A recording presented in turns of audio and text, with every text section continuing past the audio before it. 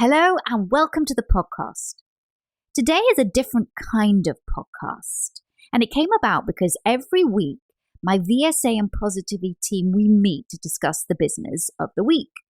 But we also discuss some really interesting dog behavior and training topics, and I thought, wow, we have such great discussions that I think this would be fabulous to put this on a podcast. Also, we can make this a monthly webinar. And if people want to listen live and ask questions, they can. So if you want to listen live, you can go to vsdogtrainingacademy.com/webinars. And we advertise it every month on Facebook and Instagram. It's Dog Training with Victoria and Friends. But if you couldn't listen live and you were a podcast listener, well, then there's no better place to listen than on this podcast. So I think you're really going to like this. And I have a great team. There's many different perspectives. And that's why our discussions are so rich, because there's many people's ideas that I absolutely love. And even though I love our guests, we have incredible guests on this podcast, as you know, I think it's also really good to have like a sort of a roundtable discussion. So the topic for this week is quite appropriate, I think. Do dogs like being trained, or are they just tolerating it? And yeah, a lot of really fascinating things came out of this. So I hope you enjoy it. Sit back and relax. And here we go.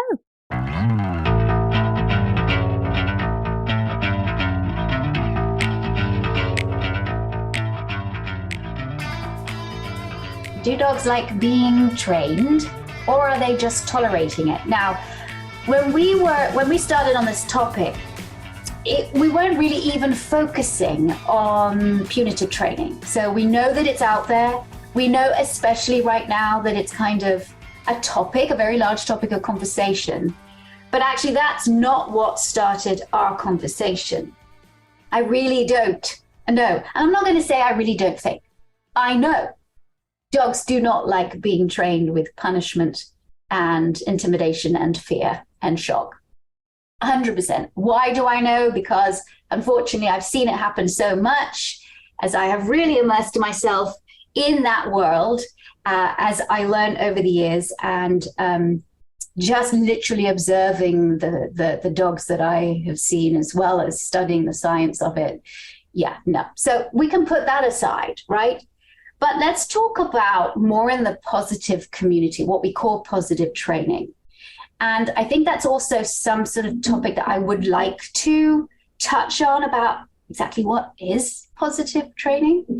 But if we can talk about positive training, dogs that are trained through rewards such as toys, praise, play, food, positive training where there is an emphasis on teaching dogs life skills, building their confidence, encouraging dogs to navigate the world in a way where they are much more secure rather than intimidated by what goes on in the world around them. So that's kind of a very, very quick definition of positive training. It's a lot more than that. But for dogs that are, do they really like learning these skills? How do we know it? Or are they just literally tolerating it? So if anybody wants to start this conversation off, I would love it. Otherwise, I'm good. Okay, Ali, you take it away. One thing I'd almost like to start with is defining like what like is. So we say, do they like it? And we think about, well, what does that look like? And actually, I am going to touch on aversive training just for a second, because I have heard many clients talk about, well, my dog gets really excited when I get his prong collar out. You know, because if you think about it, the prong collar generally means if that's the only way he gets to go outside, he will probably associate the prong collar, just like any other collar, with going outside, even though it may also cause him pain. That's just what that's his life experience. So I do think it's interesting. I like to equate things sometimes to human examples. So for example, we don't want to get too dark here, but if we could think about, actually, I have to say, I thought about toddlers and tiaras. I don't know if you've ever watched that show, but I thought about toddlers doing like maybe doing activities, and it doesn't have to be pageant shows, but maybe doing activities, maybe like your kid is in soccer and at, some parents start them at like 5 and the kid doesn't want to do soccer. So you can think about the soccer experience is really fun for other kids. And it's, they're not necessarily forced to do it, but then you think about what does force mean? So I know I'm just kind of getting very broad at first, but I just want to pose the question to the group of what does like even look like? And when we're thinking about like forcing our kid to do something, if you're raised in an environment where this is how it is and you don't know if there are alternatives, that's something to consider. So if your prong collar is your world, so that's how you experience the world, do you like it? Versus what if you could walk on just a harness? So what if we gave the dog the option of you can go outside in your harness or in your prong collar, or you can get outside and play with your friends by playing soccer, or you could get outside and play with your friends and make friendship bracelets sitting in a circle.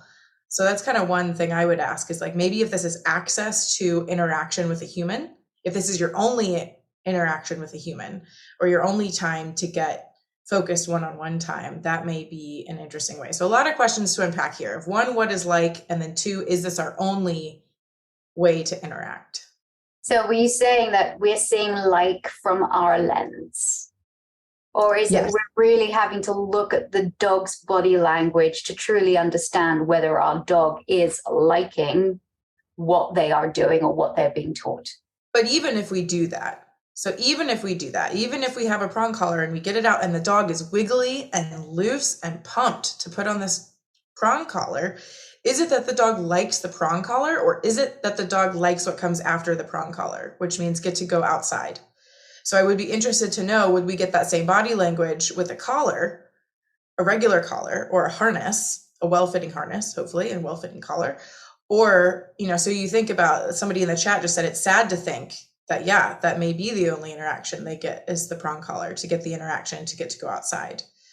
So even if we look at dog body language, that's what I think can be difficult, is we say, well, how do we define like? Well, we want nice, loose, wiggly body language. I'm thinking of all the things we think at VSA that we define as the dog liking or loving something and showing a preference for that. I think about, where do we go from there if the dog, quote unquote, likes it? Yeah. Maya. Yeah. I mean, in one way, Allie, I feel like that it's the first and it's the only question to ask. How do we know what another being likes? Or, I mean, frankly, I don't know about you. I don't even necessarily know what I like a lot of the time, right? Or whether that's just what was expected of me or what's worked for me in the past. Or so there are many, many ways in which our own learning history might make our own preferences opaque, even to us, and much less another being. But given that, I think you've touched on something that I rely on, which is choice. The question isn't, do you like this in a vacuum? The question is, what are your alternatives to get to the same consequences? And the more alternatives that we can give you to get to the same consequences, the more that we might be able to give a relative liking preference. Because you're right. I mean, it's not just dogs. With very narrow options to get to very important consequences, like if you're a social being and you want to socialize, or if you want to go out and sniff, that's really important to you. If you have very narrow ways to get that, we can create really positive emotional responses to all sorts of things that look totally batty. I mean, how could you like pain, right? That happens for people. It happens for pigeons. It happens for rats. It happens for dogs. It happens for every living being. So like seems like the biggest question, but also like the unanswerable one. I propose we put choice in there as at least one way to move toward a practical answer. So what does then choice look like? Give me some examples of what choice looks like. I was thinking about it when you were talking, Maya. It triggered me to think, well, my therapist actually asked me, do you like triathlon? So I do triathlons, and I think a lot of people may run as well. And you ask yourself, do I like running? And I think part of it is asking yourself, giving yourself the choice, because sometimes we think with like society's pressures and just we think, oh, I have to exercise, I have to do something, I have to run. You get all this notoriety, you get a lot of like reinforcement from like, you get good brain chemistry. Like, yeah, people ask you like, oh, you're in triathlon. That's so cool. Oh, you ran a 5K. That's so cool. And so you get a lot of this reinforcement. But then if you think to yourself, like, wait, do I actually like this? Like, do I look forward to doing this every day? If I could choose something else, would I? And I think it wasn't until I sat and thought about it that I thought, no, I choose to do triathlon. I do like this, but I had like a crisis for a moment of like, wait, do I really like this? Do I do this for the notoriety? So I think that's something we can bring to our dogs is if like, yeah, if we do have a prong collar, what would happen if for a week we walk them in a prong collar, which I'm not saying we do this. And then another week we walk them in a harness. And then that third week we give them the option. I would be interested to know what that dog would choose. So for the same way, with a much less aversive way, I think if we walk our dog, like say, for instance, we walk our dog in a harness on a sniffy walk and we let them choose all the time where they go on their walk. And then in another walk, we walk them for like a set amount of time in a collar, like in a straight line for a week. And then on the third week, you give them the choice. Do you want to wear the harness, which means we get to sniff, which I don't know if all dogs could make that in like a week, but what would they choose? So I think that would be one, like kind of a leap of choice, but maybe more simply if you had like a Frisbee and a ball and play or a tug toy and a ball. There we go. Tug toy and a ball. And you could choose, do you prefer to play tug or do you prefer to play ball? Wendy. This is a fascinating conversation, and you all bring up such wonderful points and concerns about choice. And I love the idea of a test run, if you can do that. There's another dimension to this question that I'm curious to get people's thoughts on. Has to do with, if you look at the relationship with a dog, that they're part of the family. And members of the family have sometimes to put up with certain things, is one way to put it, to live the well with each other. So we are not always in a position to entirely accommodate each individual's needs 100%. We're trying to balance the needs of the family members, right, for the greater good. So there are choices that we choose to offer, like the harness versus martingale or whatever you just decide for your dog. How do you factor in the needs of all the family members so that, and what is truly a need? So dressing my dog up with like a little frou-frou hat, maybe not their need. It's probably not really my need. To some people, it may feel like their need, but I'm putting that kind of question aside. Just even, I guess I love that we're thinking about their point of view, but what can we also expect that they have to accommodate a little bit? Of course, their whole lives are accommodation. So this opens up a whole can of worms, but just putting this out there to get other thoughts. Yeah. Anybody got thoughts on that? Go on, Maya. Yeah, I love that you brought this up, Wendy, because when we think about toleration, immediately Allie and I went to what's better. But of course, there's also what's worse than not tolerating something, right? Which is not tolerating it. And sometimes just tolerating, that is being comfortable enough with some things that you wouldn't choose to endure, are part of living in the world with other beings, with other preferences and other needs as well. And that balance, I think, is a good thing to remember, that we may not be able or even want to create a world based around one being's preferences when there are others in the space. Still, though, I think, as you said at the end, oftentimes when I see dogs, or even with my own dogs, the balance is very much in my favor. And so when I'm trying to be thoughtful about providing choice, I often am the one who's currently holding all the cards, whether I noticed it or not. So trying to pass some of those back is not necessarily to give all of the preferences and choices to the canine members of my house, but some. Yeah, I think you're right about that, Maya. It's like it's recognizing that that can be done, and like how much. And the fact is that you have to think of every member of your household. It's not just It's just, I mean, we're focusing on the dog's needs and how dogs can be successful in our homes. And are they just, are they tolerating being taught these life skills that we think are so important for them to learn so that they can navigate our world. But yeah, I think that's really interesting. Lorena, you were going to say something on this. Yeah, actually. What Maya just mentioned was exactly what the road I was about to go on, is that basically, yes, when dogs are living with us, they are completely at our mercy. So yeah, we do control, even the choices that we provide them. We're still providing those choices.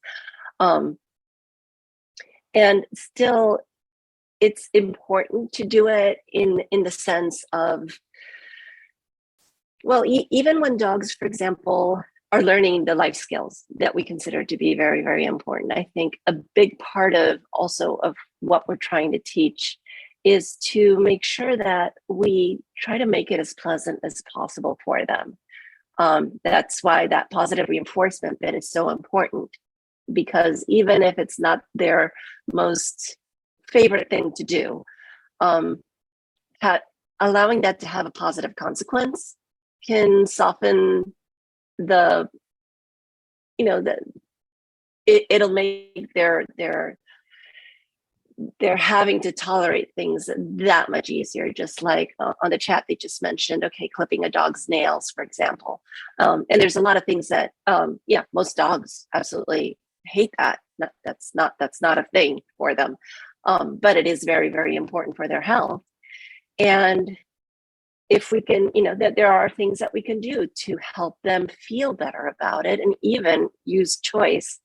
That's going down another big rabbit hole, but to make things less annoying, less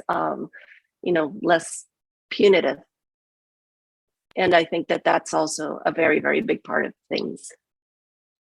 When we're talking about life skills, for those of you who are listening, what are life skills? So I'll sort of give you the life skills that we think it's important to teach at VSA and Positively. In fact, we're going to be releasing very soon some excellent courses that you can take on the kind of life skills to teach your dogs. But actually what we don't focus on are what people usually think that they should teach their dogs, which is to sit or to lie down.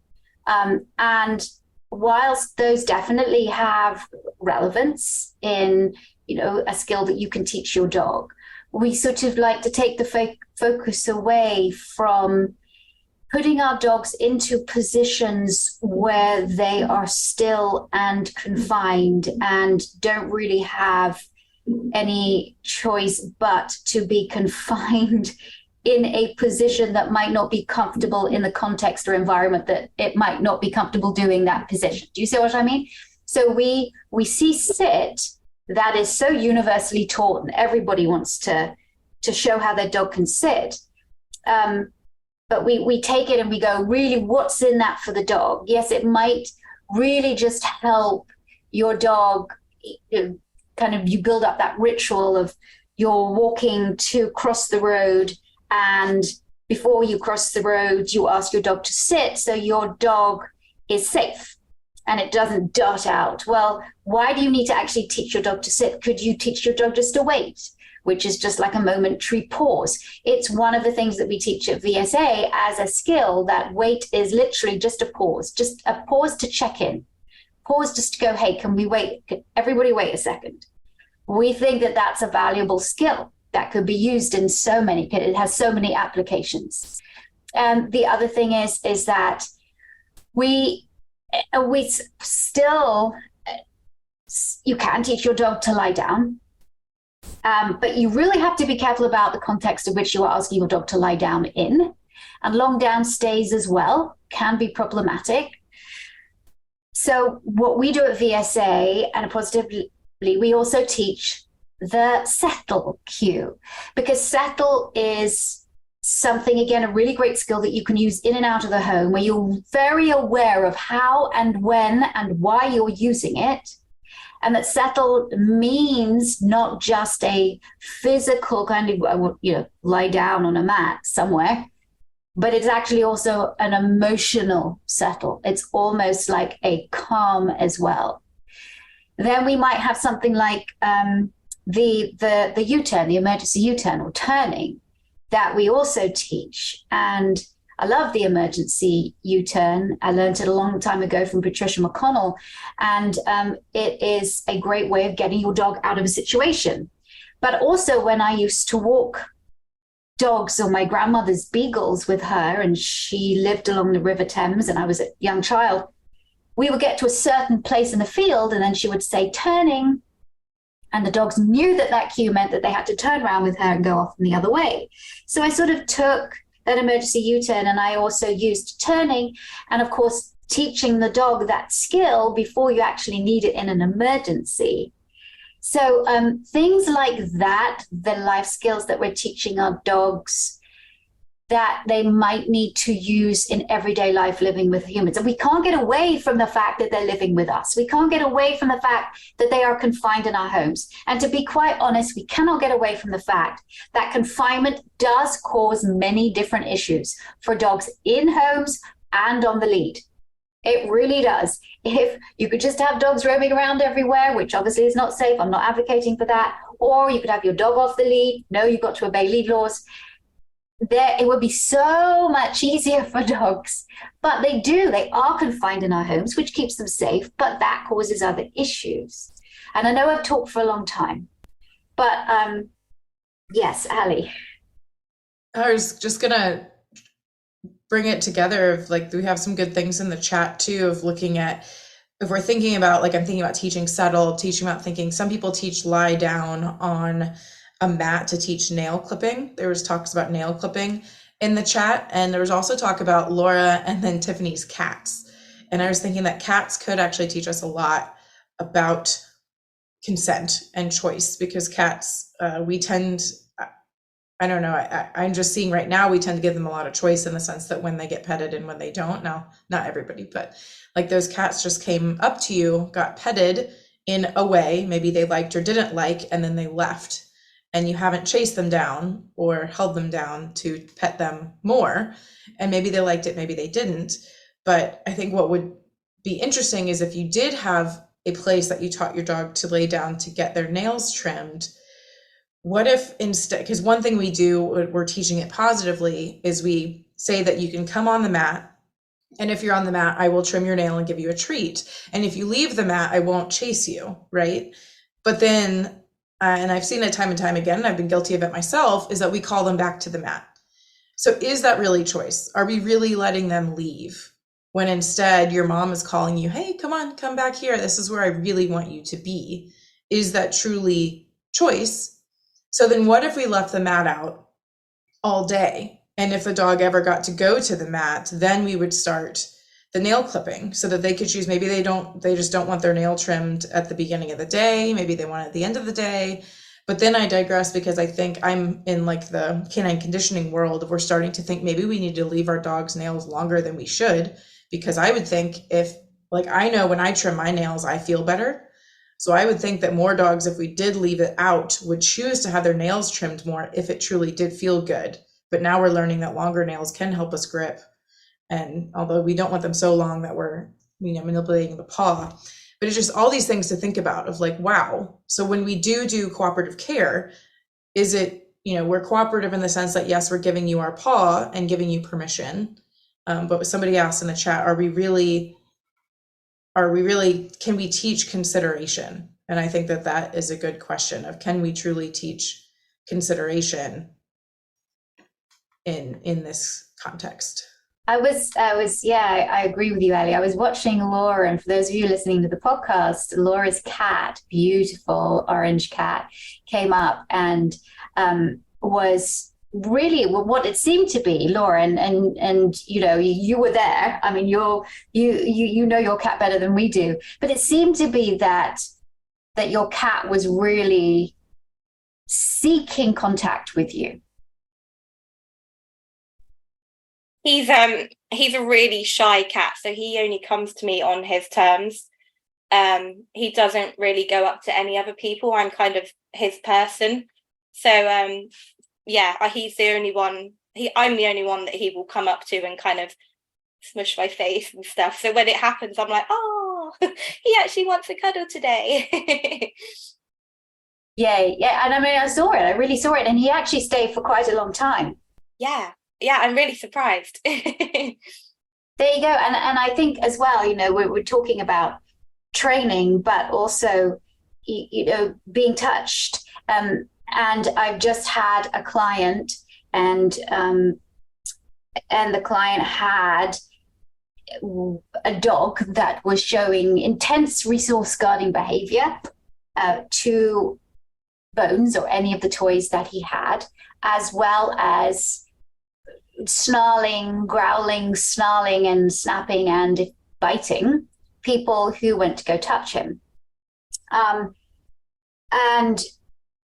obviously, this whole concept, they'd watched other trainers in the UK on television and were doing what those people had, or that person, had said you should do. But it wasn't working. It was making the dog worse.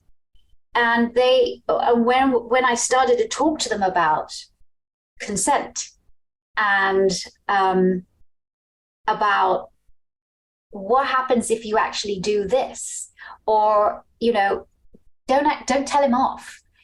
Telling him off is actually just being confrontational and adding fuel to this fire, this total discomfort. They didn't realize he was feeling so uncomfortable. So I think this whole idea of consent and choice and dog feeling safe and needing relief and being on his own terms is a really difficult concept for a lot of guardians to grab, because that's not the common dog speak, dog lexicon that we have now, dog training lexicon that we have, even now, even with so many people doing more positive training. That whole idea of consent, I think, is something that is difficult for people to bring on board. But I have to say, once the behavior was understood, and once people stopped touching him, and once they understood how important his objects were to him, the dynamic in the house changed to the point where he began seeking out being touched on his own. And it really wasn't because he was trained. It was a new way of understanding and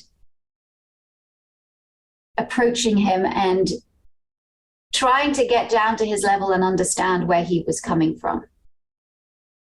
So is that what this is about? Is this more about consent? Tiffany? Are you a dog trainer looking to take your knowledge and skills to the highest level?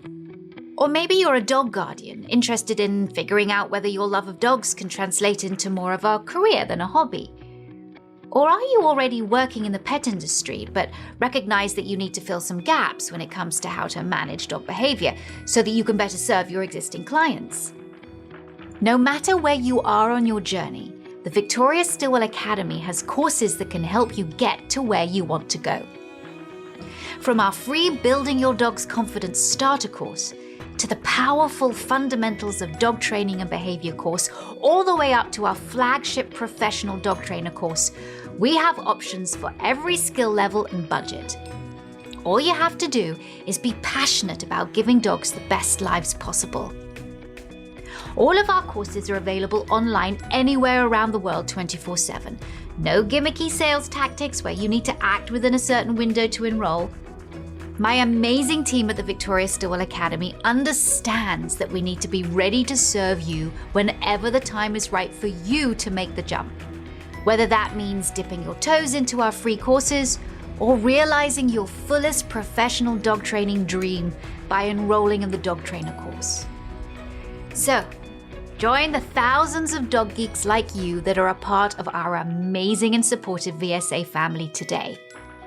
We have Academy specialists available to talk with you and figure out how we can help you reach your dog training goals, or you can enroll in a starter course for free right now. The Victoria Stilwell Academy. It's the future of dog training.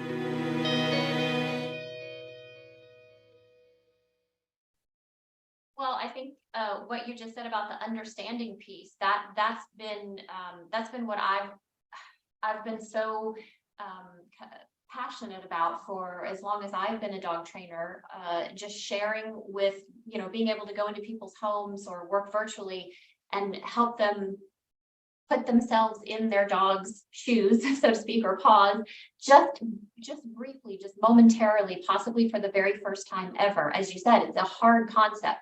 It's a hard concept for humans to put themselves in other humans' shoes and think from a perspective of another human, someone they're having an argument with or a disagreement with, or someone who they don't feel is giving them proper service at a restaurant, whatever the case may be. It's hard enough for us to put ourselves in each other's shoes, but to stop and try to think from another species perspective, the fact that that species is completely, as Lorena said, reliant on you for everything in their life. And then to think, how might I feel if this happened, or how might I feel? And resource guarding is a wonderful example that I, helped clients understand.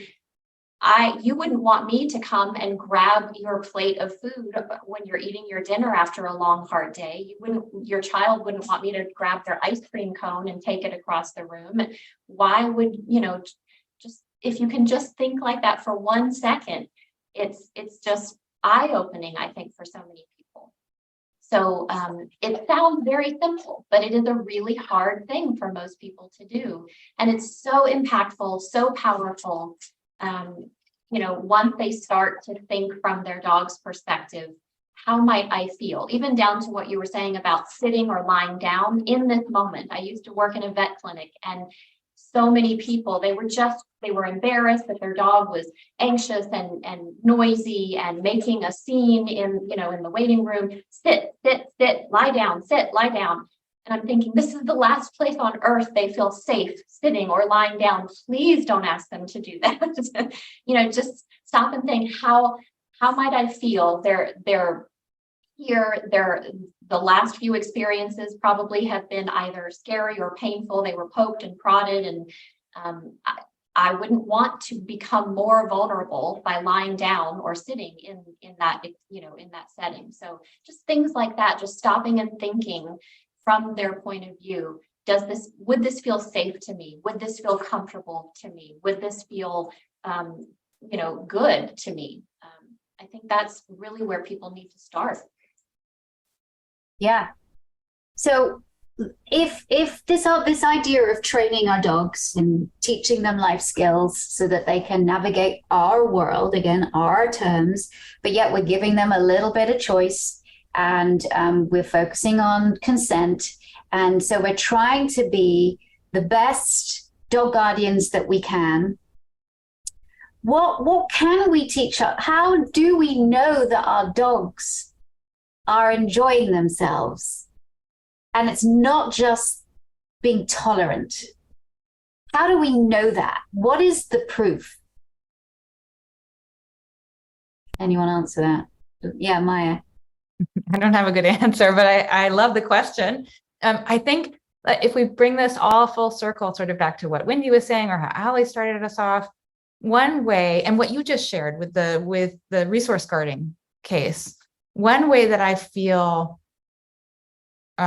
clearer, whether I'm right about it or not, that a dog is interested, let's say in human contact, like your resource guarding case dog, is that they have multiple ways to get to the consequence, and they're choosing one of them. That says to me that, okay, it's not just what they're getting for it, but how they're getting it that is preferable to them. So to me, that's a really good sign. If we only have one way to get to that critical consequence, I feel like I don't have any information about whether he likes what's happening to him or whether he likes the treat, whether he likes the walk or whether he likes the equipment, whether he likes the access to some other consequence or the means or mode of getting there. But once we have multiple ways and I see an animal is regularly choosing one of them, for me, that's better information that he might actually like it. Maya, and I also think, yeah, you bring up a really good point. And also what Ali said, which kind of goes a little bit hand in hand with that, of being able to provide, let's say you're teaching your dog the touch cue in your home, and to provide your dog, or really look at your dog, like Ali was saying, the dog that's having his nails clipped on the mat then decides to get up and walks away. Do we let the dog just walk away or wait till he comes back, or do we encourage him back? Or I do the similar thing when I'm teaching dogs, whether it's in the house or in the garden or outside, if it's off leash or even on lead. Does the dog walk away? I always have like an escape route, not just for dogs that are nervous, because I definitely have an escape route for dogs that are nervous or anxious, a place where they can take themselves into another room if they want, or behind a baby gate if they want, or just to another area of the room. That I always, and sometimes if I'm working inside the house, I might open the door to the garden so that the dog can go out into the garden if it wants. If it's done with its session, it takes itself off.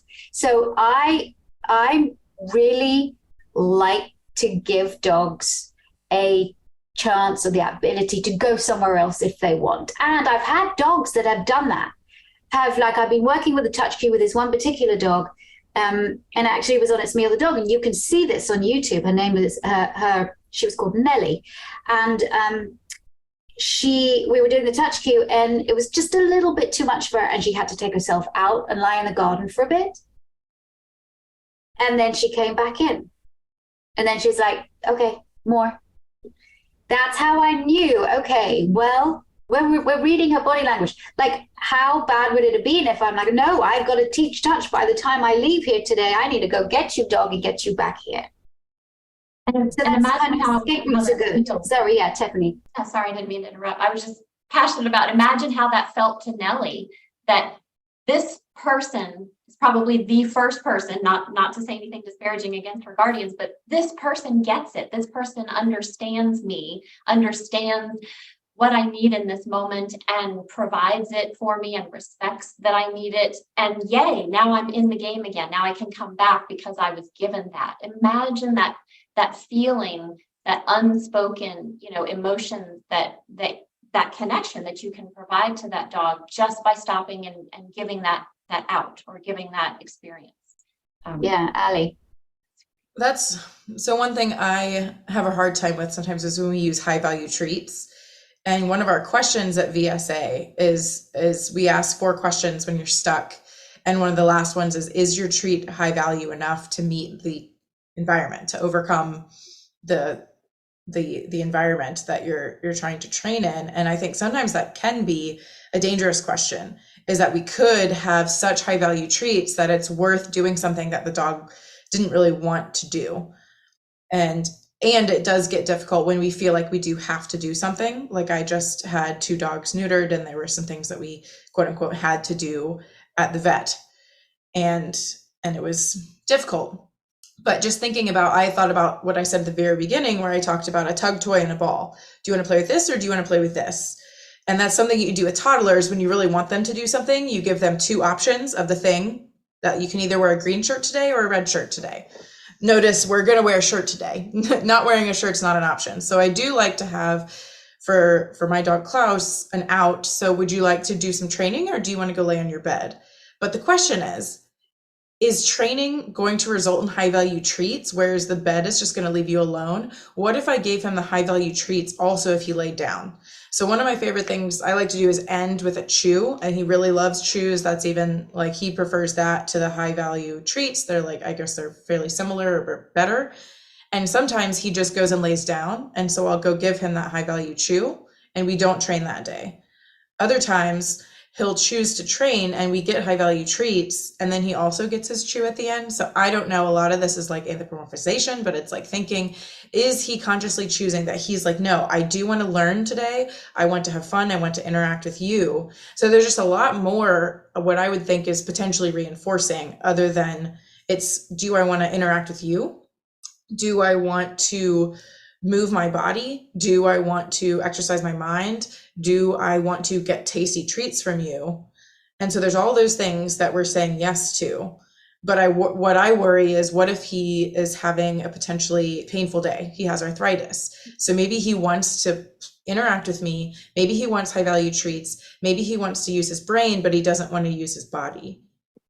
So then is he doing it because those other things are good enough? But then who am I to like make, and you can hear my like existential crisis in my own mind of like, well, what if he wants to push through the pain today? What if, what if that's his right to make that decision for himself? So there's all these things, but that's one thing I consider is it's not just training. It's also like, there is the interaction, there's the treats. And then I also think about, do I want to run today? Maybe I'm in pain today. Maybe I should run today to put my brain in a better space. So that's something I like to think about is should I use higher treats to make this happen? So if I want to make his cow outfit for Halloween happen, I can counter condition that. I can make it happen with treats, but should I? Is he conflicted by, oh, I really want those treats, so I guess I'm gonna please you, Mom, and put this outfit on. And of course, we're coming up to Halloween, so there's a lot of outfits. Dogs and cats are going to be wearing a lot of outfits. Are the treats going to just cause conflict and like, oh, okay, go ahead and put this weird stuff on me, and then you can take a couple of pictures and then be done, silly human? Or are dogs really liking it? I mean, you think about that, because I used to be dead set against any kind of clothes for dogs, apart from a good coat to keep them warm, or a sweater. I have a Chihuahua, and she does get cold in the winter, even though my house is quite warm. So, I do have to put stuff on her. She doesn't really like wearing it, but so coats. And now I've kind of got to the point where, sure, if you want to, if you do it in a nice way and build this great association with the costume, and put the costume on and take a photograph, but really, what are clothes for dogs? When we're talking about, are they literally just tolerating it? Yes, sometimes we know, and I think a lot of this as well is that we know what is best for them in terms of safety and what they need, right? I don't want my Chihuahua going out and getting really, really cold because it's snowing outside. And do I want to take her out at all? But I know that she needs to go out, so I'm going to put a coat on her and we'll go out for 5 minutes. I might know, yeah, the dog has to go to the vet. She has to be checked out. So I'm going to have to put her in situations where I feel like I know better. Well, I do know better. But what about the whole idea of putting costumes on? I did, Victoria. I just wanted to say something that I was just like hit me like a ton of bricks. But I was thinking that I have watched some trainers use shock collars, and the dog's body language is fluid and gorgeous, and they're performing out in a field, and they're doing things, and you don't see the ear flick. You don't see, you're not seeing the reactions from any stimulation. And I wonder sometimes, and this is kind of an icky thought, so I'm just going to shake it out for a second, but is there ever a time when we're using really high value treats in a similar fashion, that we are doing some sort of conditioning to the point where the dog is doing something they didn't really want to do, and we're not seeing any stress signals because we are doing such a good job of training that we're getting to this level where the dog is doing something that they don't super duper want to do? But then we also think about the human world of working. Do you really want to be at work? I do. I would work without payment because I'm crazy and really love my job and I have an awesome boss. But not everybody would do that.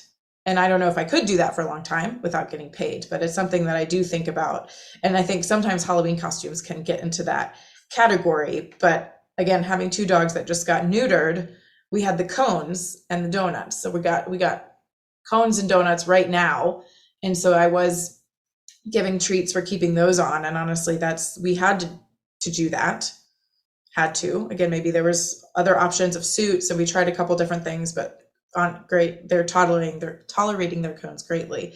But those are things to think about of, are we doing this in such a way that it makes it seem more tolerable for us or for them. And I really liked that Sarah in the comment had an interesting, in the chat had an interesting question of what happens if the alternative choices can't or aren't yet ready to compete with the primary choice.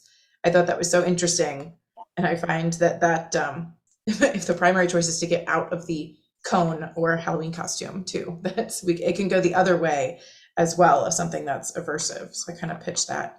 I do think with the whole shock collar thing is that at least the high value food, even though it can create in certain environments and contexts, like can create that conflict. At least there is no addition of potential pain or discomfort with regards to the device that we're using. So I understand that. And I think it's a really important, because I've thought this for quite a long time, and for people who do classes for dogs, I've been to many classes, done classes myself, that these dogs come and they learn the sit and the down and the what sit. They learn 3 things per class and they go away again and work on them and they come in again. And I just remember going to lots of classes and going, I don't think these dogs really want to be here. I don't think this is, but they were great. It was all positive. It was all like, lots of food and some games and play.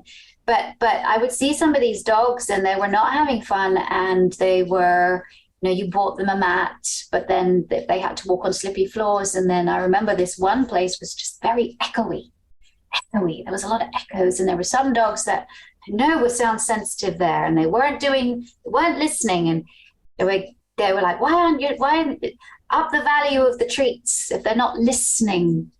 And I don't think they really could, because I think they were overwhelmed by the sound of the place. And that's when I really began to think, what are we doing? What are we doing? Is this right? Maya?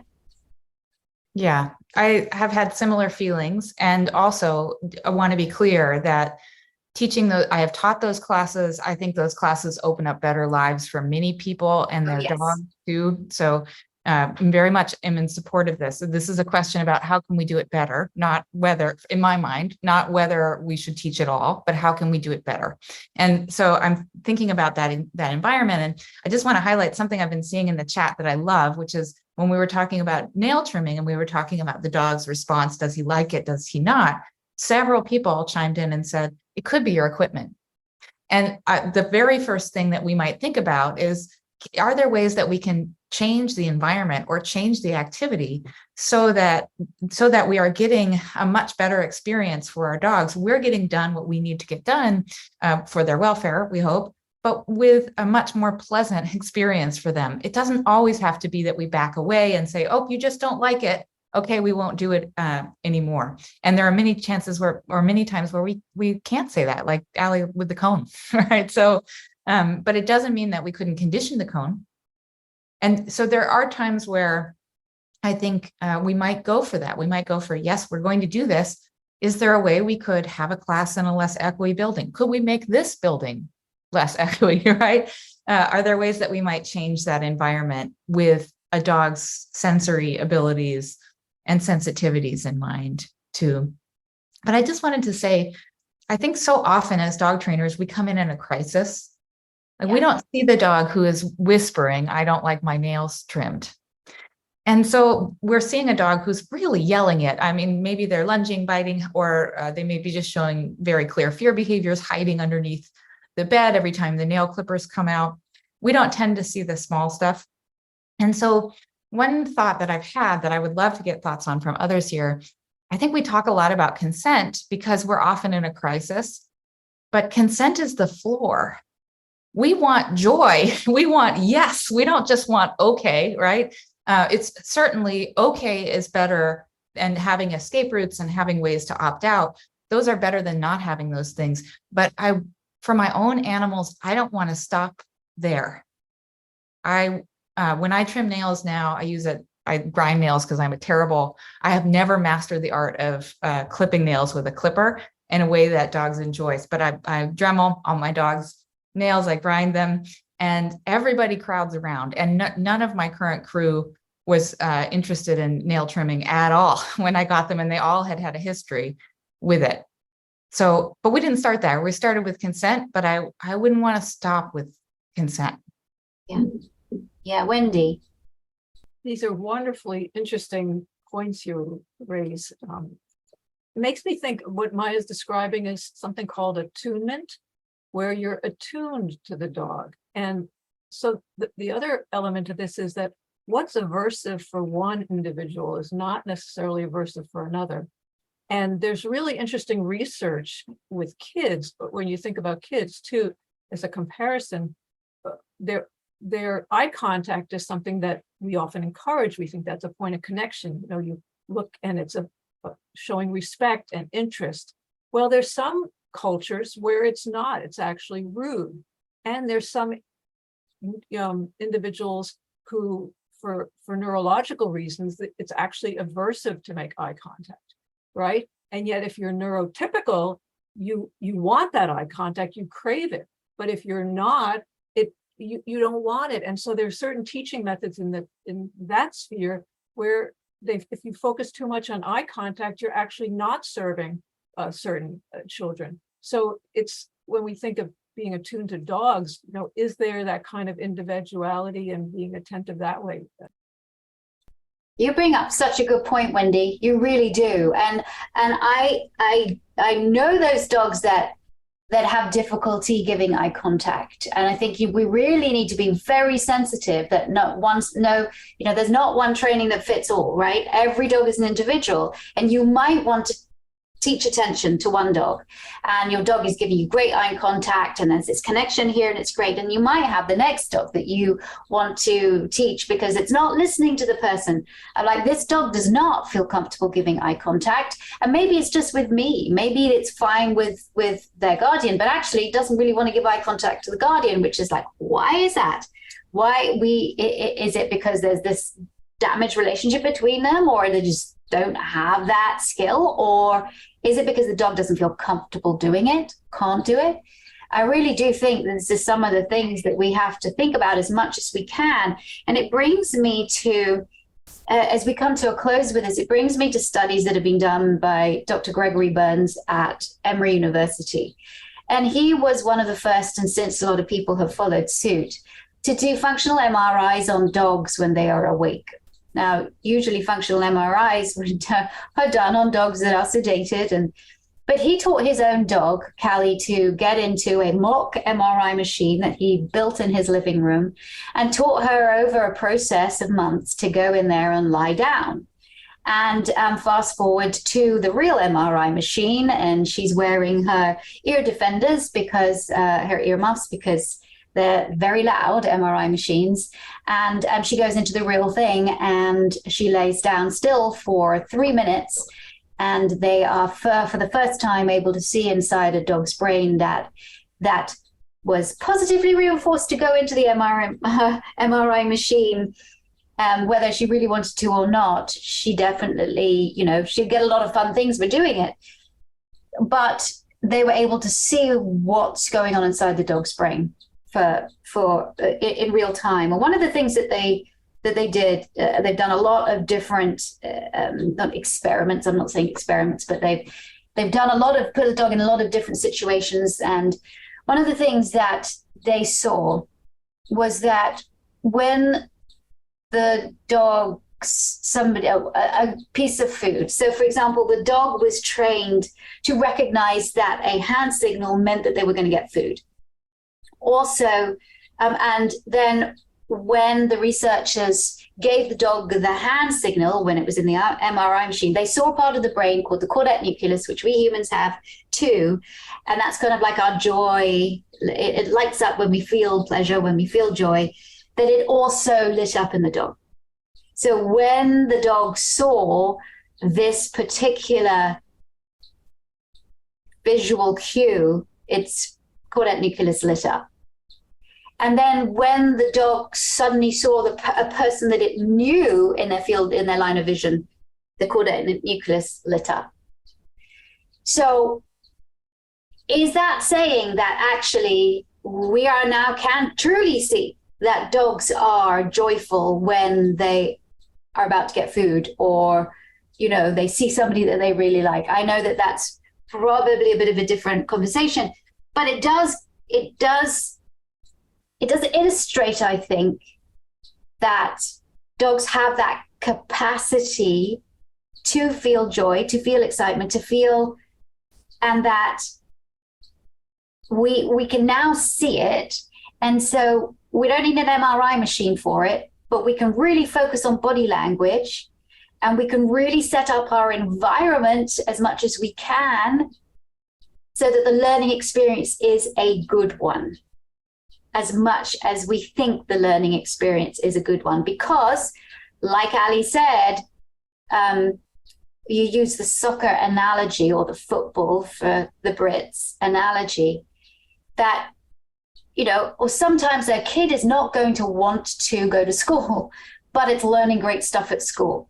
And they might be having a great time. They just don't want to go to school. They might be having a difficult time, but it's really important for it. Less the soccer, because not all kids need to learn soccer, but it can be a very enriching game for some. It wasn't for my daughter. She was one of those 5-year-olds that went to soccer because that's what you do. And she just wanted to be in the goal because that meant she didn't have to run around. My kid was not a soccer player. And we very, very quickly found that out, but we still exposed her to it because it might have been enriching for her. Discuss, Ali. I was going to say that I was also the kid. I was the kid that did want to do things, but I will say that I'm learning now as a 30-something that maybe I only like those things because I thought I was supposed to. So for instance, I go to engineering school because everyone told me, oh, you love Legos, you're going to be an engineer. And there's so much associated with society and being an engineer and how successful you are that I'm thinking, oh, I love engineering. This is so important. And I get a lot of accolades and I get a lot of praise and reinforcement from my parents, from society, that's what I think I want. And then when I think about what do I actually want, what do I actually enjoy? So that's one thing I do want to be cautious about, is when we're doing things with our dogs, are they doing it because they think we want them to do it? And maybe we don't, maybe they're not capable of that type of cognition. But if we're thinking about their caudate nucleus lighting up when they see us, I don't want to bring up like Stockholm syndrome, but I do. And I don't want to bring it down to a dark place, but I do also just want us to be aware of that idea of like, yes, they get excited. And yes, that's great. And yes, we can measure it. And that's really cool. And that's good. But we also just want to keep that in the back of our minds as the one who can think in future and past of how can we make this the best it can be? Because I'm sure that lion in captivity, when it sees its zookeeper walking in to give it meat, its caudate nucleus lights up. But then in the lion in the wild, does the same thing happen? But then also, what's the quality of life like in either place? Because there's pros and cons to each. So just thinking, I just would implore us as the human in the situation to think about all of those things. Jamie. I feel like this is such a deep rabbit hole that we could go down with all of the different things and does the dog like it? And I think that maybe the goal here is just to make sure that we're having more empathy and recognizing that they are sentient beings that have thoughts and feelings and wants, and doing our best to factor that in when we're making decisions for them. 100%. That's what it boils down to. Maya. Yeah, I wanted to follow up with the sort of spirit here and think that, you know, when we talk about life skills, one of the reasons that I love the term life skill is because what I hope that I'm teaching, costumes aside, and I'm not saying that everything must be serious that we teach, but I hope that what I'm teaching are really things that allow my dogs more freedom in their life.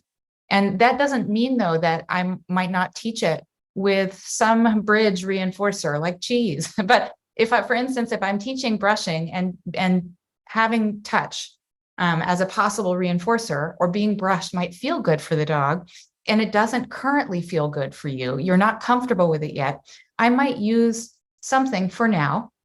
But my goal is that eventually the actual experience is the reinforcer for the animal. And if I'm having to use cheese forever, I'm going to ask myself, is this really necessary? Sometimes the answer is yes. And in which case I might continue using those reinforcers. But if it's not necessary and I'm always having to layer other incentives on top of it, I might think, this is not something that I'm comfortable doing with a being that I love and respect. So for me, the guide is never teach to teach. The guide is always teach for freedom, teach for welfare. And that's, again, not to say that my dogs don't know silly tricks too. Dorena. I think it's really important that we realize that every interaction that we have with our dogs is a conversation, and it's a two-way street. It always is. They're always telling us what they're feeling. And we do need to honor that. We need to pay attention to it, and we need to be able to respond to these signals that they're giving us. If it's a signal, if it's a green light signal that that it tells you that yes, they're cool with it, then by all means carry on. But if it's disengagement, if it's walking away, giving them the option, like you said, of having a cutoff, something that allows them to say, not too sure about it, to honor that, and then to step back and think about, all right, what was going on and how can I make this better for it? If what you're trying to teach is something that absolutely, that it's a must have. If it's something that it's like, no, it's okay. Then just don't cram it down their throats. Yeah. We We live in a very fast society. We want things very quickly. And I think it's no different to the results that we want teaching our dog. And it's understandable because especially if we have dogs with issues and the dog's barking, for example, and you live in an apartment, or you have a dog that's reacting at the end of the lead, or the dog is biting somebody, then you do want something that can happen really quickly to stop the behavior. And that's understandable, which is the reason why, guys, positively.com soon is going to have a fabulous course called Quick Fixes. What, Victoria, you say? What is that? Quick fixes? You should never use that term. Yes, I say yes. And positive training can have some quick fixes. But what are those quick fixes? And do they work? Do they work for dogs and do they work for people? And I would say, yes, they do. So I'm very excited. Very, very shortly, that positively.com will be coming out with some amazing courses and a wonderful new website. So I'm excited for that. Those of you who really are going like, I'm on the fence, do I want to become a dog trainer? Do I not? Then try our starter course. If you go to vsdogtrainingacademy.com, you'll see our starter course on there.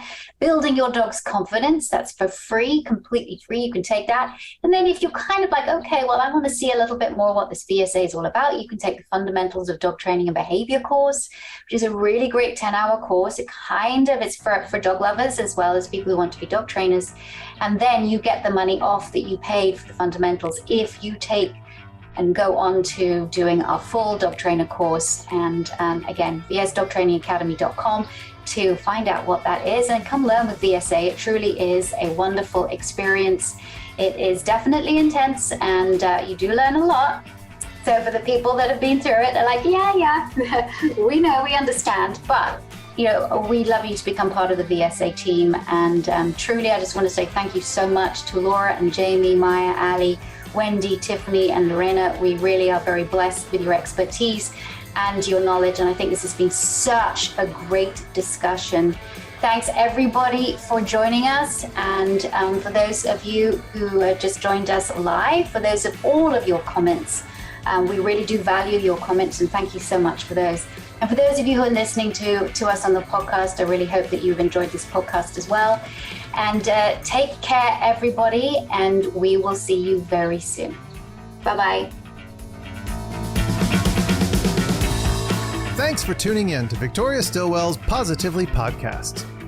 For Victoria's online dog training courses, more information, and helpful dog training tips, visit Victoria's official website at positively.com. Get connected on Facebook, Instagram, and other social media as Victoria Stillwell, and follow her on Twitter at Victoria S. Learn to become a professional dog trainer with the Victoria Stilwell Academy at vsdogtrainingacademy.com. And be sure to tune in next time as Victoria helps you and your dog live your best life together, positively.